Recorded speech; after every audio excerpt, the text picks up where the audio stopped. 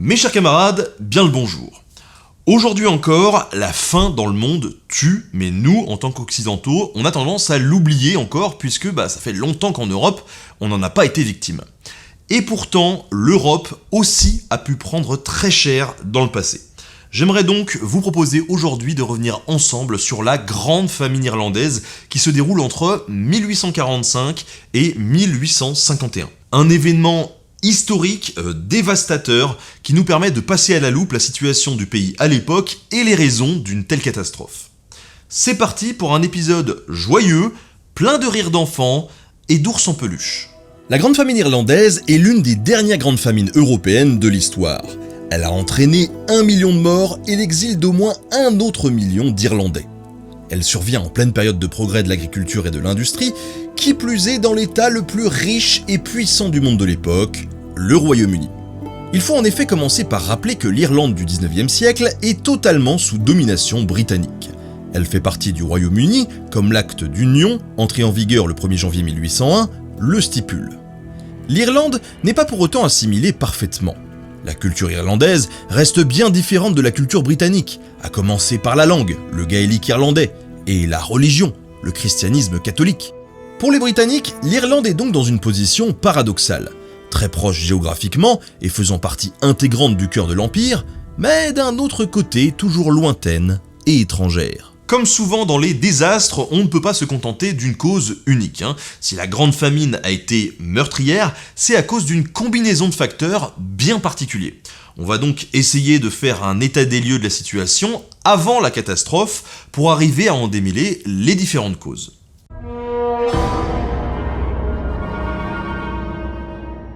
Commençons par le commencement. En 1845, l'Irlande est en crise économique. Paradoxalement, les guerres napoléoniennes et le blocus continental au début du siècle avaient été bénéfiques pour l'Irlande, qui voit à cette époque son rôle d'exportateur agricole renforcé. On défriche de nouvelles terres pour étendre les cultures de céréales et alimenter la population de Grande-Bretagne coupée du continent par Napoléon Bonaparte. La demande est forte pour les denrées alimentaires, les prix augmentent et beaucoup de paysans irlandais profitent de la situation. Mais avec la fin des conflits en 1815 et la réouverture des îles britanniques au commerce européen, la concurrence fait baisser les prix. Les agriculteurs, mais aussi les manufactures textiles irlandaises, en pâtissent. D'autant qu'en 1824, le libre-échange total est instauré entre la Grande-Bretagne et l'Irlande, et les industries anglaises, bien plus développées, écrasent le marché, précipitant rapidement les entreprises irlandaises vers le fond. Seule la région de Belfast au nord, qui se reconvertit habilement dans la production du lin et investit dans la mécanisation, parvient à rester compétitive. Le reste de l'île est contraint de se replier sur des cultures de subsistance ou d'aller chercher du travail ailleurs.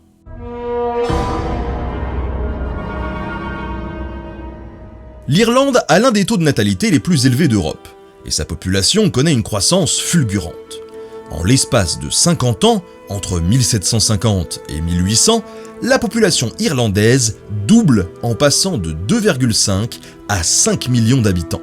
Dans ce contexte de crise économique, la migration hors Irlande apparaît pour beaucoup comme une solution. Et quand je dis beaucoup, c'est pas un euphémisme. Dans les 30 années qui précèdent la famine, environ 1 million d'Irlandais émigrent aux États-Unis. Beaucoup rejoignent également les villes industrielles de Grande-Bretagne, quelques dizaines de milliers partent vers l'Australie. Malgré cette fuite massive, le cap des 7 millions d'habitants est franchi dans les années 1820 et lorsque la grande famine se déclenche en 1845, l'île compte près de 8,5 millions d'habitants.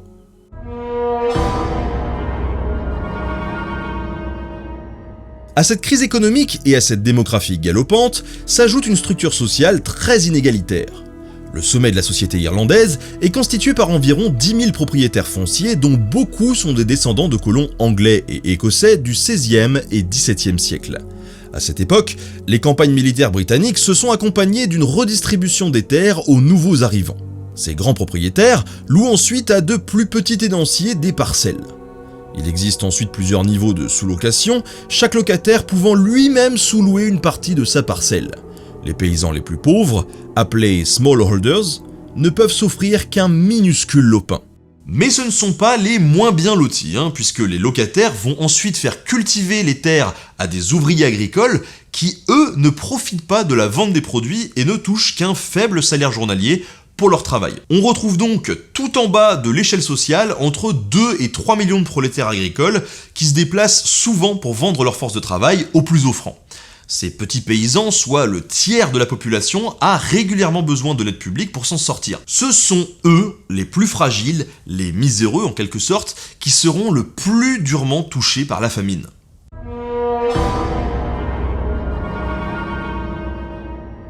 La menace d'une famine pèse déjà sur l'île depuis le début du 19e siècle.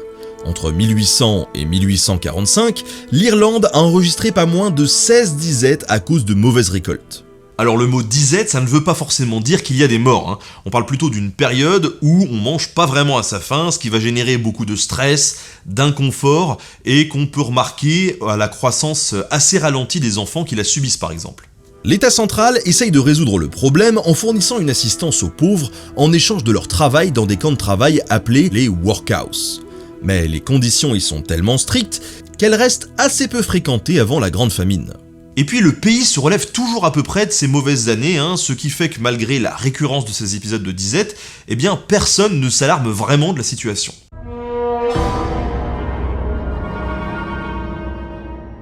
Ces mauvaises récoltes sont la conséquence de l'adoption massive de la culture de la pomme de terre par les paysans pauvres irlandais. Et pour cause, la pomme de terre est un aliment extraordinaire. Ses qualités nutritionnelles sont excellentes. En lui ajoutant un peu de lait et de poisson à l'occasion, elle fournit à elle seule un régime alimentaire sans carence. Et ça, inutile de vous dire que c'est assez un luxe quand on est pauvre. Ramenée du Pérou par les conquérants espagnols, elle est introduite en Irlande à la fin du XVIe siècle. La simplicité de sa culture et ses bons rendements en font rapidement un aliment de base pour la population pauvre. La pomme de terre supporte l'humidité, les tourbières et les sols acides qui composent l'essentiel de l'île. Avec un peu de chance et d'habileté, on peut même obtenir 15 tonnes de patates à l'hectare. Un petit lopin de terre peut donc suffire à nourrir toute une famille. Et là encore, c'est un luxe que les pauvres s'offrent bien volontiers. En plus de ces avantages déjà énormes, la pomme de terre se conserve très bien. Elle commence à s'abîmer à partir de 9 mois, ce qui rend l'alimentation plus difficile seulement quelques semaines avant la nouvelle récolte. À partir de 1815 et les difficultés économiques qu'on a décrites, les céréales cultivées qui valent un peu plus cher sont systématiquement exportées pour payer le loyer des terres. Et les paysans pauvres ne gardent donc que les pommes de terre pour leur subsistance. Au moment où se déclenche la famine en 1845, 800 000 hectares sont consacrés à la pomme de terre, soit 10% de la surface totale de l'île. C'est énorme. Pour 3 millions d'Irlandais du 19e siècle, c'est patates le matin, le midi et le soir. Alors vous pourrez me dire, moi ça me va très bien, c'est même un rêve, de quoi ils se plaignent les mecs?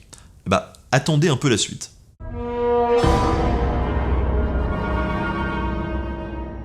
Pour compléter le tableau de la situation juste avant la famine, il faut enfin noter un contexte de forte tension politique. Beaucoup d'Irlandais catholiques, soit environ 80% de la population, s'estiment défavorisés par la domination britannique. Ils demandent donc la fin de l'union avec la Grande-Bretagne et le retour d'un parlement national à Dublin. Cette contestation prend la forme de meetings et de manifestations qui réunissent jusqu'à plusieurs centaines de milliers de personnes dans les années 1840. Juste avant la famine, le gouvernement central de Londres observe donc avec un œil méfiant ces rassemblements qui restent pacifiques, mais qui menacent de prendre un aspect plus violent si rien n'est fait. Au milieu du 19e siècle, le pays cumule donc plusieurs difficultés. Une démographie galopante et un fort ralentissement économique, une pauvreté profondément enracinée, des disettes récurrentes dues à la dépendance à un seul aliment de base, et enfin une tentation indépendantiste qui alerte le pouvoir central. À ce cocktail explosif, il manque qu'une étincelle, et c'est un champignon qui va déclencher la catastrophe.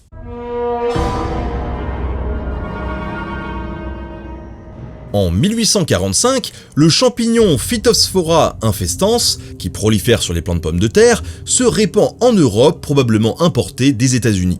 Cette maladie végétale, que l'on nomme communément le mildiou, cause sur le continent la perte d'une grande partie de la récolte et une famine qui a dû faire une centaine de milliers de morts, en particulier en Belgique et en Prusse.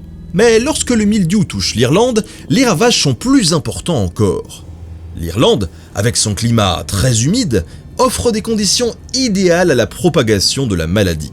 Le champignon prolifère rapidement et fait pourrir les précieuses tubercules. Résultat, la récolte de 1845 est décimée à 40%. Mais les ennuis commencent vraiment en 1846. En fait, on a déjà dit que le pays a déjà connu de nombreuses mauvaises récoltes et disettes, sans que c'est vraiment engendré une catastrophe pour autant. Sauf que, cette fois-ci, les conséquences sont aggravées par les conditions climatiques.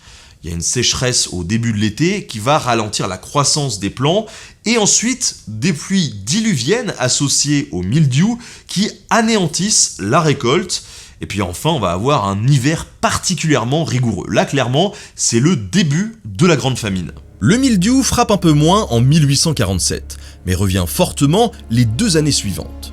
Le champignon ne laisse presque aucun répit aux petits agriculteurs irlandais dont les plantations sont anéanties pendant 5 années consécutives. De 15 millions de pommes de terre produites en Irlande en 1844, la production est divisée par 5 en 1846. C'est donc la survie de 3 millions d'Irlandais, dont la patate est le seul menu, qui est en jeu. À ce moment-là, on pourrait s'attendre à ce que la réponse des autorités soit forte et rapide afin de sauver la population. Mais dans la grande famine, c'est en fait surtout la gestion de la crise, une fois déclenchée, qui va être absolument calamiteuse et qui va précipiter de nombreux Irlandais vers la tombe. En effet, les famines résultent toujours d'une combinaison de facteurs naturels, comme une sécheresse ou une tempête, et de facteurs humains, c'est-à-dire des choix politiques, économiques ou encore des guerres. Dans le cas irlandais, le facteur humain, c'est-à-dire la réaction apportée, est la plus problématique. La responsabilité des Anglais a rapidement été pointée après la famine, dans un contexte de tension entre les deux îles qui perdure d'ailleurs toujours aujourd'hui, dans une moindre mesure. Certains écrits sont allés jusqu'à accuser Londres d'un génocide, c'est-à-dire d'un massacre programmé des Irlandais. La tendance chez les historiens est aujourd'hui à réévaluer le rôle de l'administration anglaise, et en particulier à y ajouter la responsabilité des riches fermiers irlandais, peu soucieux du sort de leurs compatriotes plus démunis.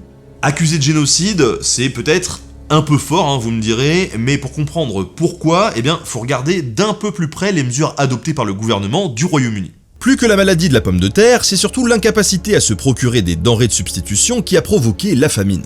On rappelle que le Royaume-Uni était l'État le plus riche du monde au XIXe siècle et n'aurait eu aucun mal à acheter à d'autres pays ou à faire venir de son empire de grandes quantités de céréales pour alimenter l'Irlande. Le premier hiver seulement, du blé est importé d'Inde. Et par ailleurs, pendant la Grande Famine, une partie des récoltes irlandaises était toujours exportée vers la Grande-Bretagne, puis réimportée, plus cher, après spéculation. La magie du capitalisme, mais bon, qu'on soit clair, cette quantité n'aurait sans doute pas pu être suffisante pour enrayer la famine. Mais ça en dit quand même assez long sur le manque d'intervention de l'État. Cette non-intervention, elle est même revendiquée par les économistes du régime. L'Angleterre, c'est en fait le berceau de la théorie du libre marché et le gouvernement se plaît à respecter scrupuleusement cette théorie. Selon lui, l'État n'a pas vocation à intervenir massivement parce que ça peut entraver la liberté d'entreprendre et de causer du tort à l'entreprise privée. Parmi les élites britanniques existe par ailleurs une conception assez malthusienne de la situation. Thomas Malthus, économiste britannique qui écrit au début du 19e siècle, s'est rendu célèbre pour sa théorie économique sur la croissance de la population. Il observe que la population croît plus vite que les ressources et qu'il y a donc un risque de surpopulation. Sa solution ? Un contrôle de la population et le rejet d'une aide financière aux plus pauvres. Il considère finalement que la famine n'est rien d'autre que l'ultime recours de la nature pour résoudre le problème de la multiplication des humains. En plus de cette vision très extrême de la situation, les économistes anglais veulent profiter de la famine pour réorganiser le système de propriété de la terre en Irlande avec ses niveaux imbriqués de locataires et de sous-locataires, ce qu'ils jugent comme un frein au libre marché. Pour résumer ça du point de vue des économistes anglais, la crise serait donc une conséquence du manque de rationalité des Irlandais et un châtiment tout à fait mérité. Et puis, il ne faudrait pas l'oublier, les Irlandais sont des hérétiques. À l'idéologie économique, il faut ajouter une opposition religieuse. Pour certains anglicans, l'obédience majoritaire en Grande-Bretagne, le mildiou s'apparente ainsi à une punition divine contre les Irlandais majoritairement catholiques. Dieu montrerait sa désapprobation avec cette maladie qui prolifère sur les terres impies. Oui, la main de Dieu, c'est un champignon. Mais bon, je crois qu'on n'est plus à ça près. Bref, on l'aura compris, il y a plusieurs aspects idéologiques qui contribuent à faire penser aux Britanniques que c'est bien fait pour les Irlandais. Ils font trop d'enfants, ils ont un système de répartition des terres complètement archaïque, et en plus, ils sont fidèles au pape. Ce qui fait qu'à Londres, en 1845, on se presse pas trop pour envoyer de la bouffe en Irlande. Avec un ton un brin paternaliste, on considère même qu'un peu de fermeté remettra ce peuple égaré dans le droit chemin. Les journaux londoniens de l'époque vont parfois plus loin et qualifient l'Irlande de nation de mendiants, coupable d'imprévoyance, les caricaturant même à l'occasion en singes priant la Vierge Marie. Les Irlandais sont traités comme des indigènes des colonies de l'Empire, comme les peaux rouges par les Américains. Bref, comme des sujets de seconde zone. Lorsque le gouvernement britannique se décide enfin à intervenir, c'est avec l'obsession de ne pas trop dépenser. Intervenir massivement serait paralyser le libre marché et l'aide apportée ne doit pas être une distribution gratuite. L'État britannique achète donc du maïs aux États-Unis et le revend en Irlande. Les Irlandais qui voudront se nourrir devront donc acheter la nourriture qu'on met à leur disposition. L'État s'engage juste à conserver des prix coûtants, c'est-à-dire à ne pas faire de bénéfices sur le dos des affamés. Alors là, moi je dis bravo, franchement bravo, parce que ça c'est une mesure. Des gouvernements comme ça, on n'en voit plus, c'est courageux. Dans un second temps, et devant la pérennité de la crise alimentaire, le système change. Il n'est toujours pas question de distribution gratuite aux gens qui meurent de faim, mais puisque les Irlandais n'ont plus d'argent, ils devront mériter l'aide gouvernementale en travaillant dans des chantiers publics, des constructions de routes ou de ponts lancés pour l'occasion. En somme, c'est bosse ou crève, quoi. Techniquement, c'est du travail forcé. Mais bon, voilà, si on peut profiter de la détresse des miséreux pour les faire trimer 10 heures par jour et développer au passage des infrastructures, franchement, pourquoi se priver ? Bien que très modestes, ces mesures empêchent l'île, le premier hiver, de sombrer dans la famine. Mais un changement de gouvernement à Londres en 1846 rebat les cartes. Ces dépenses sont jugées excessives. Et le programme d'aide est revu à la baisse alors même que la récolte est encore plus désastreuse. Les chantiers publics sont maintenus, mais tellement d'hommes se précipitent pour y toucher le faible salaire que cela entraîne un abandon des terres agricoles. Au lieu d'être une solution, cette politique contribue à aggraver le problème, les paysans ne labourent et ne sèment plus assez. Ce sont finalement des sociétés privées qui organisent des distributions alimentaires gratuites, les soupes populaires. Ce sont notamment les Quakers, une secte protestante qui compte dans ses rangs de riches industriels irlandais, qui prend les devants. En plus de donner de la nourriture, les Quakers achètent et distribuent du matériel agricole, des semences, des cannes à pêche, ce qui contribue à sauver de nombreuses vies. Devant l'inefficacité de son système de chantier public pour empêcher les Irlandais de mourir en masse, le gouvernement du Royaume-Uni change d'avis et organise à son tour des soupes populaires en 1847. Mais les décideurs gardent toujours à l'esprit que cela ne doit pas encourager l'oisiveté et la paresse, alors que la ration distribuée reste faible. Mais malgré cette avarice des autorités, ça fonctionne et les Irlandais meurent moins. Et comme la récolte de 1847 est plutôt meilleure, les distributions gratuites sont arrêtées à la fin de l'été 1847. Ouais. Les types, c'est vraiment les champions de la gestion de situation de crise, y a pas à dire. Une nouvelle loi d'assistance est promulguée dans la foulée pour résoudre les problèmes alimentaires de l'Irlande. Mais, encore une fois, ce n'est pas sans arrière-pensée. En effet, la Poor Law, ou loi sur la pauvreté de 1847, conditionne l'aide alimentaire aux personnes qui possèdent moins d'un dixième d'hectare, soit 1000 m² de terrain. L'objectif ? Forcer les locataires des terres à céder leur bail pour pouvoir obtenir l'aide et favoriser du même coup la concentration de grands domaines, plus faciles à valoriser pour l'élevage, qui est plus rentable et nécessite moins de main-d'œuvre. Malheureusement pour les spéculateurs, mais surtout pour les paysans, ça a souvent l'effet inverse. De peur de perdre leurs terres et la maison qu'elles ont construite dessus, de nombreuses familles renoncent à bénéficier de l'aide alimentaire et se laissent doucement mourir de faim sur leur petit lopin. Et pour cela, l'État ne fera rien. Les autres, qui s'entassent dans des workhouses pour travailler et obtenir leur ration quotidienne, développent des maladies qui se répandent avec la promiscuité et l'épuisement des corps. Choléra, typhus, dysenterie, et j'en passe. La situation sanitaire est désastreuse à tous les niveaux, et quelques 300 000 Irlandais meurent dans les camps de travail de l'État. On comprend pourquoi l'inaction britannique a été décrite comme coupable par de nombreux historiens. Les dépenses engagées pour aider l'Irlande sont bien en dessous des réelles capacités financières du royaume à cette époque, on le rappelle, plus vaste empire de la planète quand même. Les autorités britanniques, elles ont pas vu où elles n'ont pas voulu voir qu'en n'intervenant pas, elles anéantissaient une province qui était assez fertile et prospère au final. La peur de trop dépenser a finalement été contre-productive parce que l'économie irlandaise, elle s'est totalement effondrée. Les terres, elles ont été abandonnées, l'industrie naissante, elle s'est crachée et le quart de la population a disparu, morte ou exilée. Entre 1845 et 1853, le gouvernement du Royaume-Uni dépense au total entre 7 et 10 millions de livres pour aider l'Irlande. Une broutille quand on les compare avec les 69 millions de livres engagés dans la lointaine guerre de Crimée entre 1853 et 1856 pour empêcher la Russie d'accéder au détroit de la Méditerranée.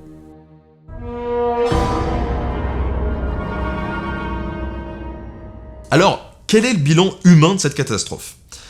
C'est beaucoup, on va pas se le cacher, mais le compte des victimes se heurte à des méthodes de recensement de l'époque. On dispose de chiffres fiables pour les années 1841 et 1851 car les recensements étaient organisés tous les 10 ans au Royaume-Uni.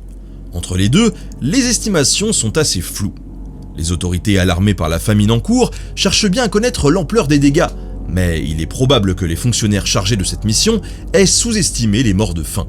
Les historiens se sont donc contentés des chiffres du recensement décennal auxquels ont été soustraits les émigrants, dont on peut assez bien connaître le nombre grâce au registre des compagnies maritimes. Résultat, 1 million de morts entre 1846 et 1851 et 1 million d'exilés. En 6 ans, le quart de la population a disparu. C'est un véritable cataclysme démographique. Et à ça, bien évidemment, on pourrait ajouter les morts d'après 1851 qui ont contracté des maladies dues à la famine et ont patiemment agonisé pendant quelques années. En effet, la faim n'est directement responsable que d'un dixième des décès environ. Le reste des victimes succombent aux maladies qui sont favorisées par l'affaiblissement. Œdème, dysenterie, diarrhée, fièvre typhoïde, choléra, typhus. Les défenses immunitaires des mal nourris étant beaucoup plus basses, la sous-nutrition a entraîné en Irlande de véritables épidémies. Les maladies se propagent d'autant mieux qu'au milieu du 19e siècle, dans une population miséreuse, l'hygiène est assez rudimentaire, pour ne pas dire pratiquement inexistante. Les quelques médecins qui s'affairent au milieu de la catastrophe utilisent encore des méthodes archaïques telles que des saignées ou prescrivent carrément du whisky aux mourants. Efficacité non garantie, n'en déplaise aux amateurs de Jack Daniels. Les dispensaires de l'île sont rapidement saturés et le gouvernement central ne décide de les renforcer qu'en 1851, alors que tout est déjà terminé. Pour calmer leur faim, les paysans se jettent sur toutes les herbes comestibles qu'ils peuvent trouver. Du pissenlit, de l'oseille, de l'ortie, mais ce régime ne fournit que très peu de calories et aggrave même les cas de diarrhée et de dysenterie. Les Irlandais, au plus fort de la famine, ont très probablement eu recours au cannibalisme, puisque c'est le cas dans toutes les famines importantes. Mais ces pratiques sont mal documentées, probablement en raison du tabou total de cette pratique chez les catholiques. Seules quelques archives judiciaires mentionnent quelques comportements anthropophages. Évidemment, la famine, elle va accélérer les départs vers l'étranger. Mais cette émigration massive, elle n'est pas due à la faim. On l'a vu, elle avait déjà commencé avant la famine, avec une fulgurante croissance démographique. Et c'est d'ailleurs pour rejoindre leur famille à l'étranger que la plupart des Irlandais vont partir pendant la famine. À partir de 1845, les migrations sont telles que l'Irlande, qui avait connu un boom démographique sans précédent, perd des habitants pendant presque un siècle après la Grande Famine. Au total, c'est sans doute 1,5 million de départs qui ont été causés par la famine. Toutes les régions et toutes les classes sociales sont touchées, même si le phénomène est particulièrement accentué chez les paysans pauvres du sud et de l'ouest de l'île. Mais même une fois embarqués, les émigrants ne sont pas au bout de leur peine. Entassés par milliers, ils souffrent de conditions de voyage déplorables à tel point que sur ces navires souvent appelés bateaux-cercueils, plusieurs dizaines de milliers d'Irlandais meurent des épidémies qui les suivent sur l'océan. Ceux qui arrivent dans les villes sur la côte est des États-Unis reforment des quartiers à majorité irlandaise et la diaspora irlandaise devient alors un atout important pour ce nouveau pays qui a grand besoin de main-d'œuvre. Aujourd'hui, on estime que plus de 10% des habitants des États-Unis ont des origines irlandaises. Autre conséquence de la Grande Famine, l'accélération du déclin de la langue irlandaise gaélique. Et oui, parce que cette langue, elle est surtout parlée dans les régions du sud et de l'ouest, les plus pauvres, et donc celles qui ont compté le plus de morts et d'émigrés. La dernière conséquence de cette famine, c'est une conséquence qui est un peu moins visible. Un déficit de mémoire, un manque de récit collectif de cette tragédie. Et ce manque, En fait, il est en partie dû à l'exil des populations concernées et à l'absence de reconnaissance de cette catastrophe par l'État. La Grande Famine, elle est en fait revenue sur le devant de la scène qu'avec son 150e anniversaire en 1895. Et à cette occasion, il y a eu de nombreux travaux d'historiens qui se sont penchés sur la question et qui ont renouvelé ce débat, en particulier autour de la question de la responsabilité anglaise à l'époque. Mais pourquoi on a oublié pendant toutes ces générations ?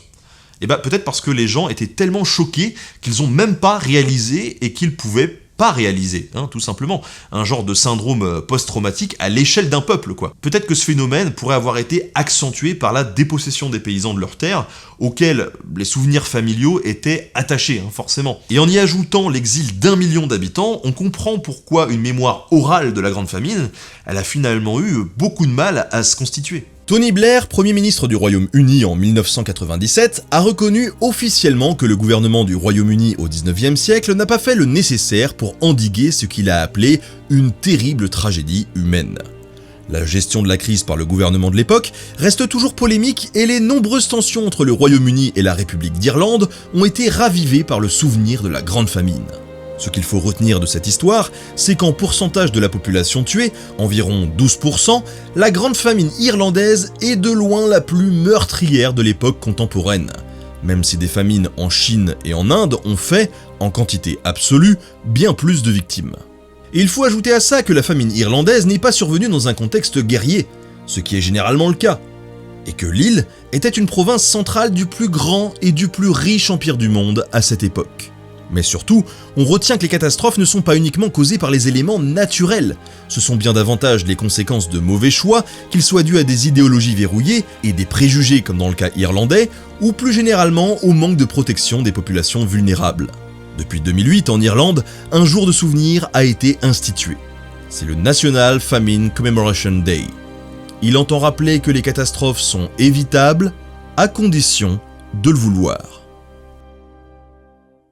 C'est la fin de ce tableau assez dramatique que nous avons dressé de la Grande Famine irlandaise. Merci à Lucas Pacotte pour la préparation de l'émission et merci à tous d'avoir suivi cet épisode. On se retrouve très bientôt sur Nota Bene et puis aussi sur TikTok et Instagram. On fait plein de programmes super sympas en ce moment. Allez, salut!